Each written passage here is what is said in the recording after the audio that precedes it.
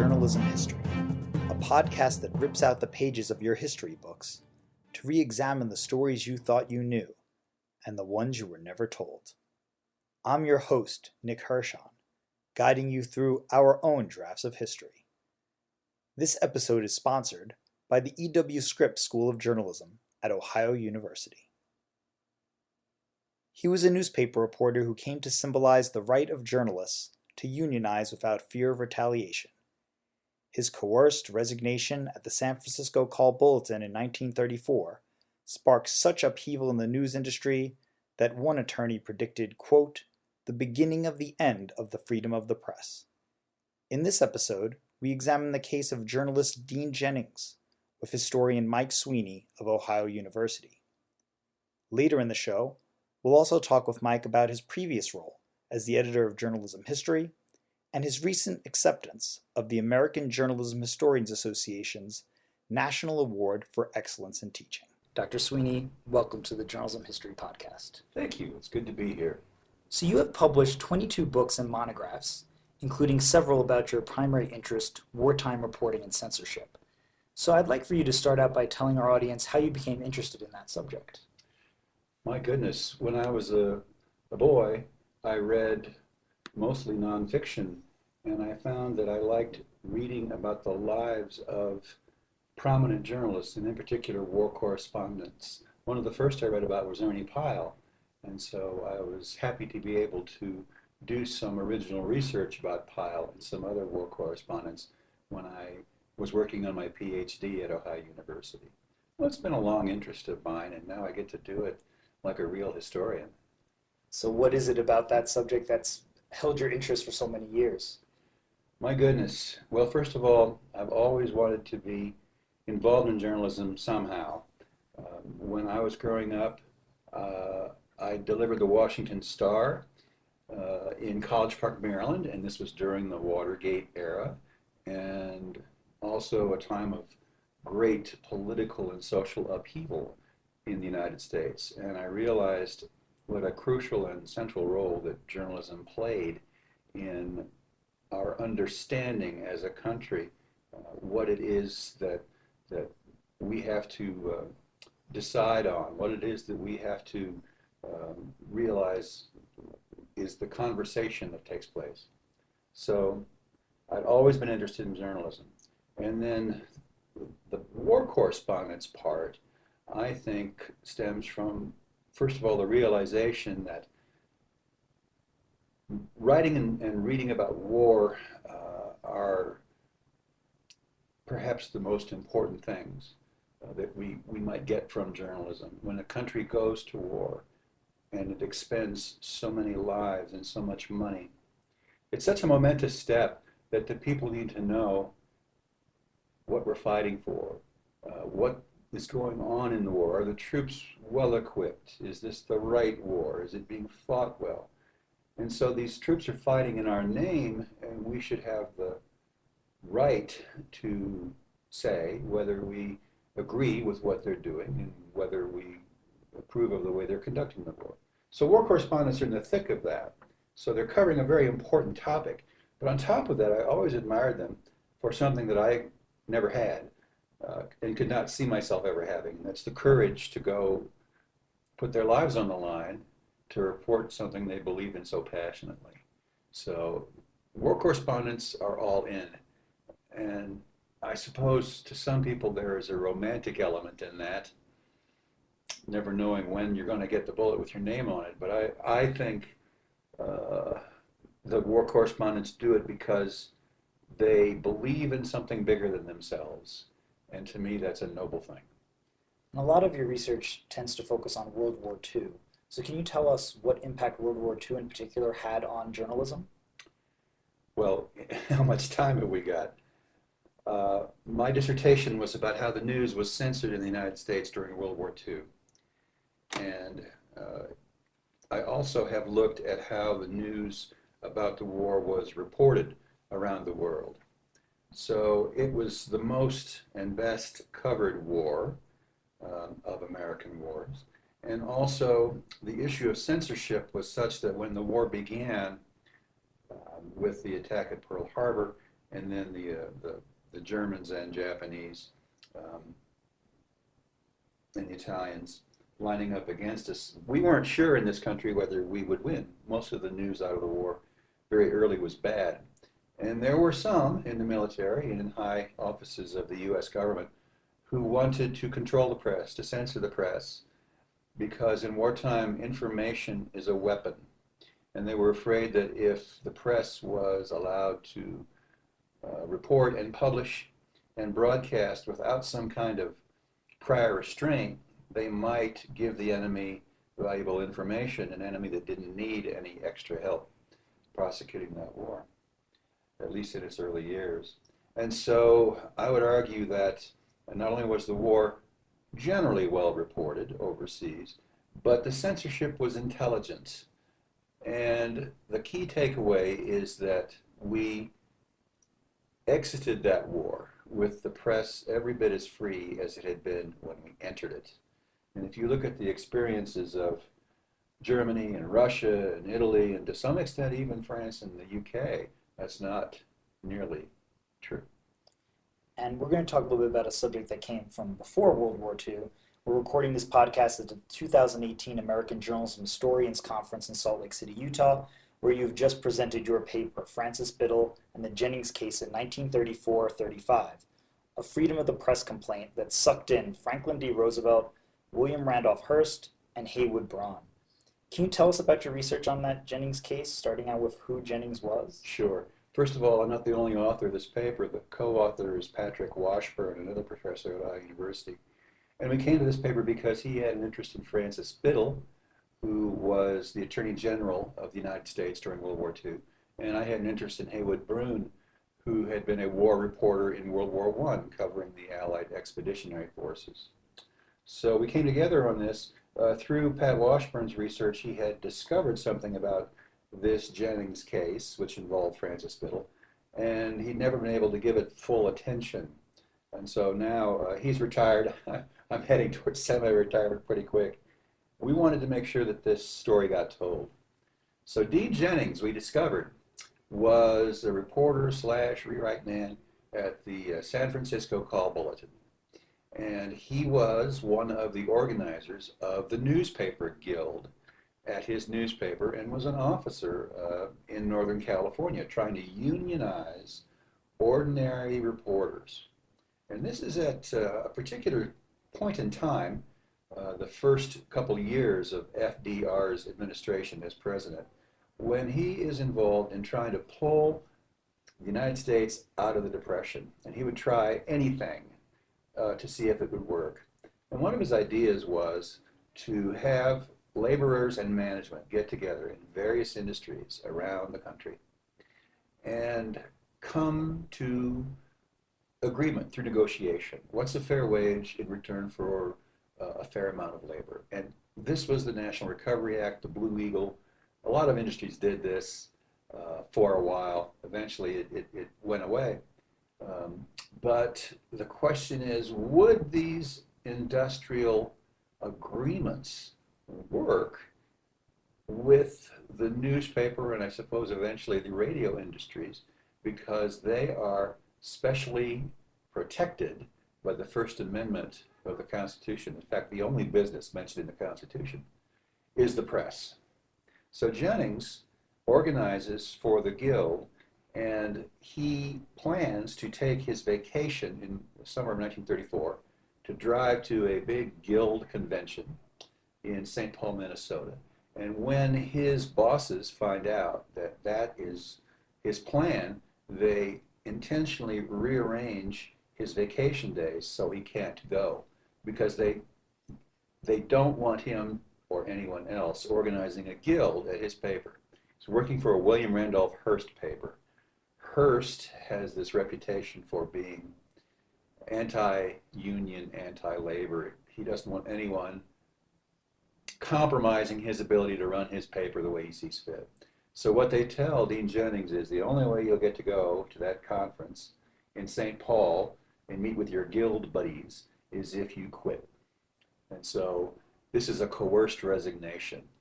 And that is a small act, essentially the firing of one nobody, reporter, no one knows this person, at one paper on the West Coast.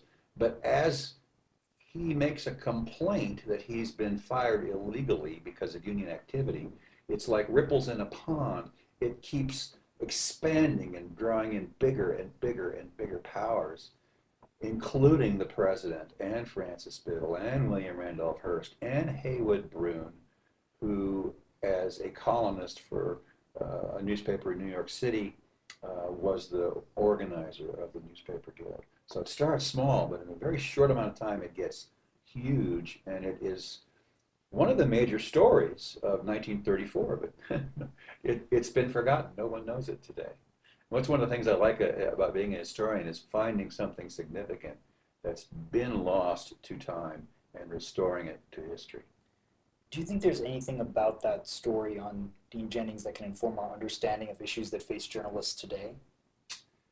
Well, the ruling in the case, originally by Francis Biddle, was that the National Labor Relations Board, which he headed, would have jurisdiction in these local complaints where the laborers and the management got together and made decisions. And if the complaint was that somebody was fired for union activity, this national office, part of the Department of Labor, would have jurisdiction. Now, he said there's no law forbidding it, and it makes sense to treat journalists just like all other reporters. There's nothing special about a union, whether it's in journalism or your stevedores or your electricians or what. But this decision totally caught the federal government, the White House, by surprise. And so eventually his decision is going to be overturned. And Franklin D. Roosevelt issues this memo of special understanding that says, you know, the National Labor Relations Board can have jurisdiction and make these decisions in other industries, but not in journalism. So why is that important today? I think what we're seeing here in 1934 is the idea that journalists are in some way special. They're different from other laborers. And there's going to be a difference of opinion about the degree to which that is true, I think, between the ordinary reporters and the people who own and publish and edit the newspapers, between labor, if you will, and management. Yes, we have freedom of the press, but who is freedom of the press for? Ultimately, it is for, in the 1930s, as well as today, the people who own the channels of communication, as opposed to those who create content for those channels of communication. You can have freedom of the press if you own one. So this is beginning to blur today because of social media, digital media, creating a situation where you can be your own publisher and your own reporter and your own editor. And we see various outlets like that. But the idea remains that journalism is not just like any other industry. There is something special about journalism that the federal government and state governments and local governments must respect and keep their hands off of.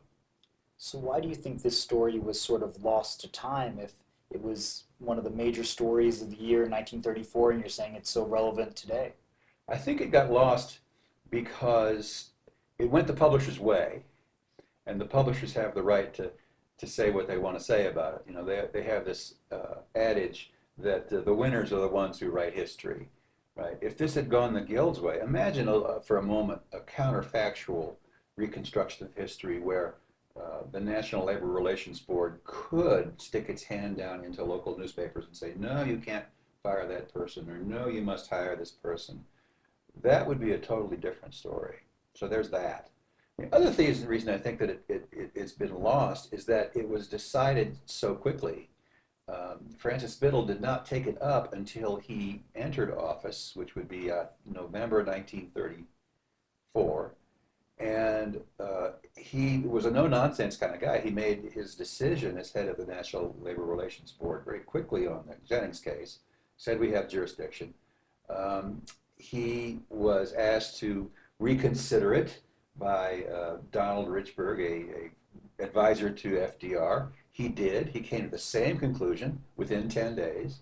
And shortly after he reaffirmed his own decision, the newspaper publishers of the United States, 1,200 of them, 1,200 newspaper publishers said, this is a terrible attack on the free press. We're going to immediately meet and have a conference, and we're going to protest this and take this up with Franklin Roosevelt. And when Roosevelt saw that, he realized he's only been in office a year and a half. He did not want to pick a fight with the publishers of American newspapers when he's trying to sell them on his New Deal programs. So you've got history being written by the winners, and you have this literally 2-month chunk of time where it's a big issue, and then it goes away. And that's why I think we've lost it. And you've talked now about writing history and the importance of being that historian finding the facts. You also have recently served as the longtime editor of journalism history. So what do you think is the definition of journalism history? There seems to be some discussion about how broad or narrow that should be defined. During your time as editor, how did you define journalism history?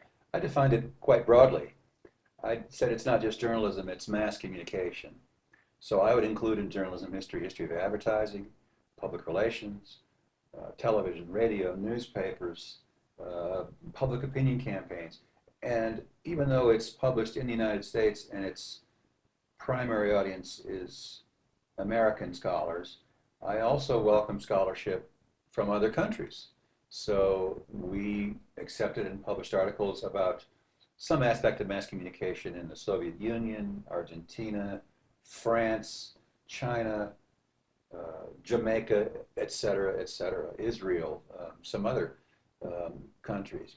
My feeling is if it has to do with mass communication and it is significant in some way, in other words, it answers the so what question, here's why this is important and you should know it, and it expands what we know, I would accept it as appropriate for consideration in journalism history. In other words, I'd send it out for review. The one big question that we come across is when does journalism begin? And then when is it no longer history, but still an ongoing, open for debate matter? So I think you can consider something history if it's been settled, if it's been decided, if the issues at hand are no longer being evolving as we look at them. Now, what is that period of time? I would argue it's something like 5 to 10 years ago, but it could be flexible. I accepted an article about the public relations strategies of Kofi Annan after he'd been out of office 6 or 7 years. This, of course, is the Secretary General of the United Nations. Thought it was a great piece. I also have accepted some journalism pieces going back hundreds of years, and I really wanted to publish one that would have perhaps redefined the origin of the newspaper, not in Europe 500 years ago, but in China 1,000 years ago. And I thought it had really good possibilities, but it ended up getting published by another journal. I feel like I don't want to put too many blinders or too many roadblocks around what is a good piece of scholarship. I want to expand what we know. I don't want to be arbitrary in any way saying, oh, that's not appropriate for, quote, journalism history, unquote. So I had a really broad palette when I was editor. So as someone who was that gatekeeper deciding what did or didn't get published, obviously with the help of peer reviewers, what tips could you give for people who are trying to publish journalism history? My goodness. First of all, have something that is significant. Now that is a subjective interpretation. It is something that you argue once you have collected your information.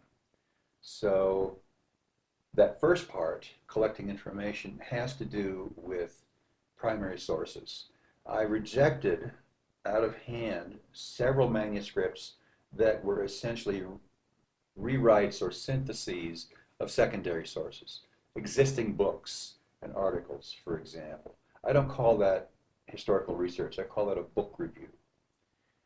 And some of them I've read were great essays, but they're not right for this journal. So find something that is either an untapped archive, and if you do, like one of our presenters today did with an archive of Dorothy Day, uh, Catholic editor, great. Finding those new documents, great. Or find something that already has been written about, but find some new or significant way to look at it. So today at the conference, we had a couple of very interesting papers that I heard about yellow journalism. Now, yellow journalism is a favorite topic of undergraduate and graduate students. It's so sexy and exciting. All the crazy things these publishers did back in the Spanish-American War. But there are new techniques of looking at yellow journalism. And so today we heard some quantitative and qualitative and very highly analytical pieces. So just because a subject has been done before doesn't mean that you can't continue to do it if you find some new research tool to examine it. So I think in addition to all of that, the significance, the primary sources, or the new way of looking at things, the big issue is, are you passionate about it? If you really are passionate about a subject, as I am about wartime censorship and wartime journalism, you can't wait to get up in the morning and start digging through your archive or looking for the missing documents that would help you explain something. Nick, I know you're a huge fan of New York sports, especially the Jets and the Mets and the Islanders and so on. I know you get a huge kick out of finding something that you can write about and connect it to the Mets that hasn't been written before. And motivation, it's the key to, I think, engaging with something over a long period of time, which is what you're going to have to do if you're thinking about being a researcher who has history as your research agenda. Well, and I obviously was one of your students at Ohio University, and I learned from you the importance of passion in research is something that I still do today. So I want to then transition into earlier today, you were honored with the AJHA National Award for Excellence in Teaching. And you've mentored many graduate students who have gone on to become notable media historians who are here today. I'm grateful to include myself in that group. Since 2015, 15 student papers produced in your classes at Ohio University have been presented at national academic conferences. So for, obviously, every media historian is usually also a media history professor or journalism professor, some sort of teacher. What do you think makes a good teacher of journalism history? Oh my goodness. Well, I know what works for me. And I think the bottom line is to know your subject and then know who you are and play to your strengths as a teacher. So what works for me may not work for you. Or my mentor, Pat Washburn. Washburn was much more of a lecturer or a discussion leader. And I think of myself more as a teacher that says to his students, let's explore this and figure out what it is together. In other words, I like to admit right up front, I don't have all the answers. I got a bunch of them, but not all of them. So know your subject and be yourself. That's 1, 2 for being a good teacher. And then the third thing is to just care passionately about your students.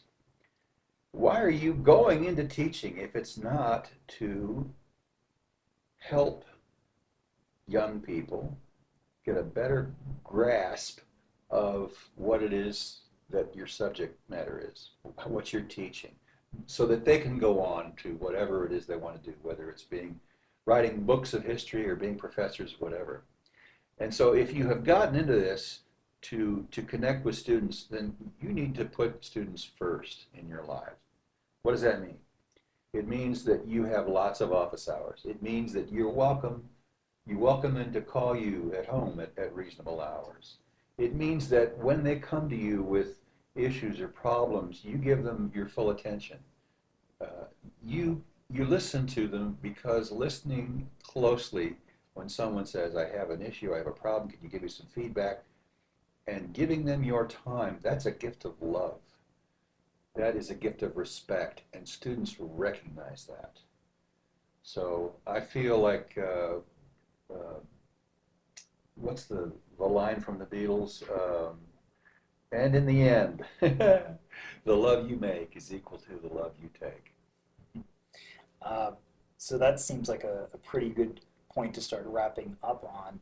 Uh, Thank you for tuning in, and additional thanks to our sponsor, the EW Scripps School of Journalism at Ohio University. Until next time, I'm your host, Nick Hirshon, signing off with the words of Edward R. Murrow. Good night and good luck.